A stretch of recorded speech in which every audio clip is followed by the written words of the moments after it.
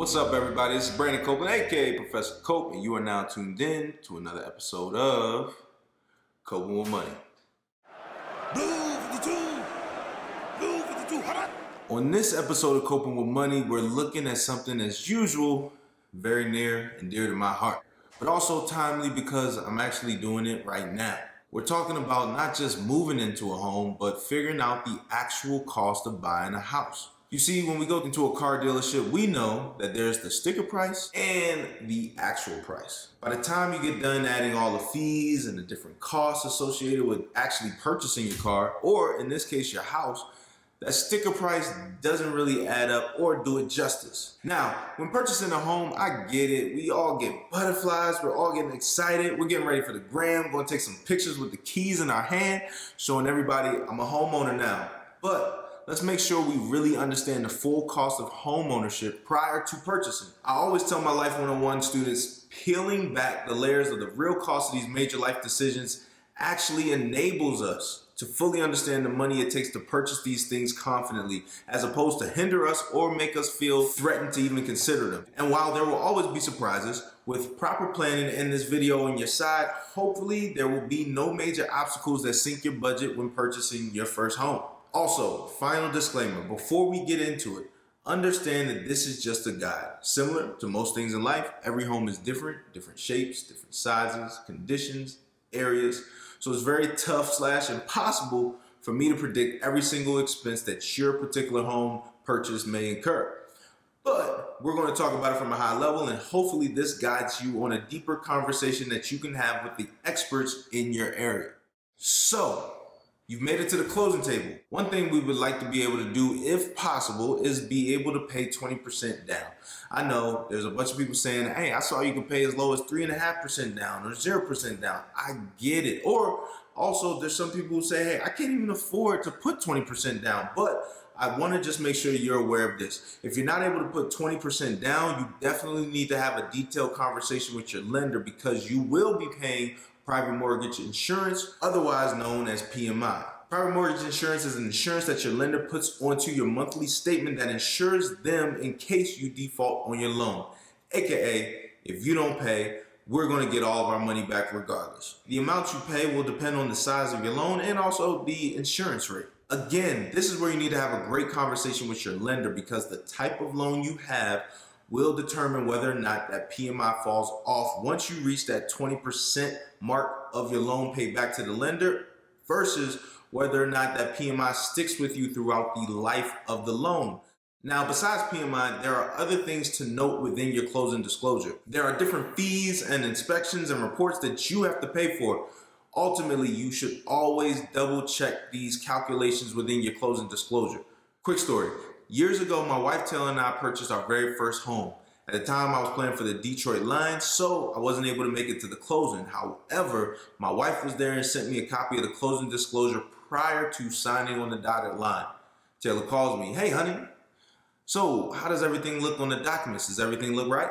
This being my first time ever closing on a home, and respectfully, without our schools ever teaching us what to actually look for in these documents, I said,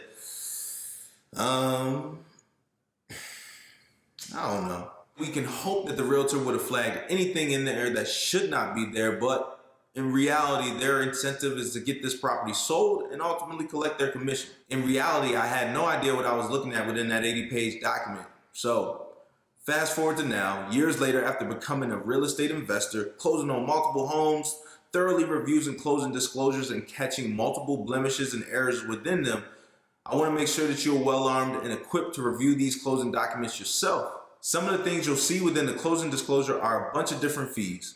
You have your loan origination fee, you have your appraisal fee, you have your credit report that they'll charge you for pulling. There are a bunch of different title fees, which are some of the most important fees because they actually clear the property, making sure that you can have full and complete ownership of it. Title insurance makes sure there are no outside creditors or other lien holders that can claim ownership of the property that someone may be trying to sell to you. It ensures that the lender has hired someone to clear the title and protects them if anyone comes back and claims that they have real ownership of your home.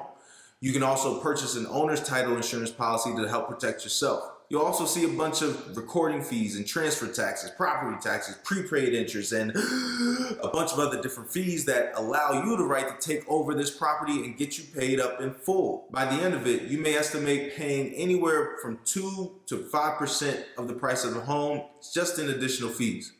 Now that you understand some of the things that you may see within the closing disclosure, another thing that you need to consider when purchasing a home is homeowners insurance. Many lenders will require you to have homeowners insurance to protect the asset. This cost will typically be added to your monthly mortgage amount. For most people, their house is the largest asset that they have. It is the biggest piece of their net worth. So we want to make sure we protect it. People talk about securing the bag. Well, part of security is protecting that bag through insurance. So there's another cost that you'll have to incur on a monthly basis or a yearly basis, depending on how you decide to pay it off.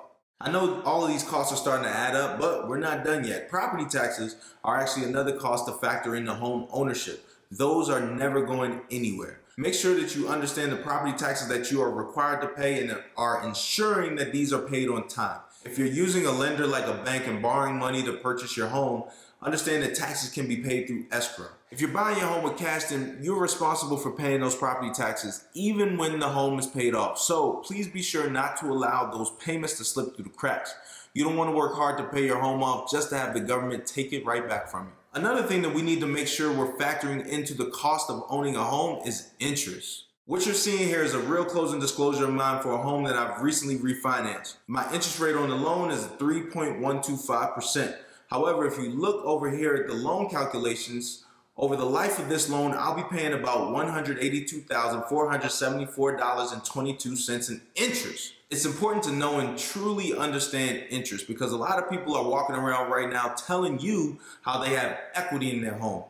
My house is appreciated over time and now I can go ahead and sell it for more than I paid. But in the early years of owning a mortgage, you're going to end up paying a lot of money in interest and paying a little bit towards that principal. So, my friend, if you're not allowing that appreciation to offset your cost to sell, then you don't actually have equity in your home. You're actually underwater. So before we've even bought the house, there's a bunch of fees that we need to be aware of prior to the purchase. That sticker price has already risen. Now we're talking about the actual move-in process. Please, please, please do not underestimate the cost of actually moving into a home. Yes, you can save some money by buying lunch and gathering your friends to help move some boxes, but even that pizza costs some money. If you're going to be hiring a moving company, vet the company thoroughly. Make sure that you understand what you're paying for and make sure that you make a thorough inventory checklist of everything that you decide to move. Since missing furniture means more out-of-pocket expenses. Trust me, I'm speaking from experience. On top of that, if you have no furniture and have to start from scratch or even just add a piece here or there, it can get difficult to estimate the exact furniture costs that you may be incurring. It's times like this that I truly understand why people choose to furnish their homes with that whole modern style nowadays. You see, modern is not really a style at all. It's actually all you can afford after closing on the home. It all makes sense now. We got to put that one couch in the middle of nothing because after all these expenses, we can't afford anything else. But in all seriousness, understanding that there will be real moving costs is important to make sure that you budget appropriately based on the type of furniture that you like. After a much longer list than you probably expected when you clicked on this video, understanding whether or not your home that you're moving into has major renovations to be done is crucial to understanding the actual cost of owning your home. Roofs, foundation issues, and anything that actually affects the integrity of your home are crucial because they're very costly. Other more cosmetic renovations that you may have in mind, like kitchens and flooring and painting and landscaping, these can add up very quickly as well and change the actual cost of your home drastically if you're unprepared for it. So make sure that you have a checklist and a budget in mind for the renovations that you plan on taking on as you move into your home. Understand that there are always going to be maintenance and upkeep costs needed to keep your home working in proper order. If your home is brand new or recently renovated, those costs may be a bit lower for you. On the flip side, if your home is a bit older and considered more of a fixer-upper, just be prepared to be tugging on your wallet more of a biannual or annual basis. Some people will tell you to budget about 4% of the cost of your home or $1 to $4 per square foot of your home in maintenance costs per year. This could be a leaky faucet, a water heater that stops working, or an appliance that stops working. Things like this just pop up through normal use and wear and tear in your home over time. Also, always get a home inspection to minimize these types of surprises for a home you plan on living in. All the things I've talked about probably sound extremely scary when I'm listing them all in a short video. However, knowledge is power. Understanding these things allow us to budget appropriately, avoid money that's going in the trash, and ultimately make the best decision for ourselves and our families so that we can get into our homes and have those big exhale moments and enjoy our home for what it should be. This is, for most of us, the largest purchase we will ever make. And without having this type of knowledge and understanding, you may face the same anxiety that I did years ago. But now that I know what I'm up against, I've been able to align my budget and my finances to really afford the actual cost of my home, not just the sticker price. With that being said, this is Coping with Money. Be sure to reach out to me with any questions you may have on the home buying process. I'm always willing to share my own experiences, and I'm always actively learning. In the meantime, stay safe, stay blessed, coping with money. I'll see you next time.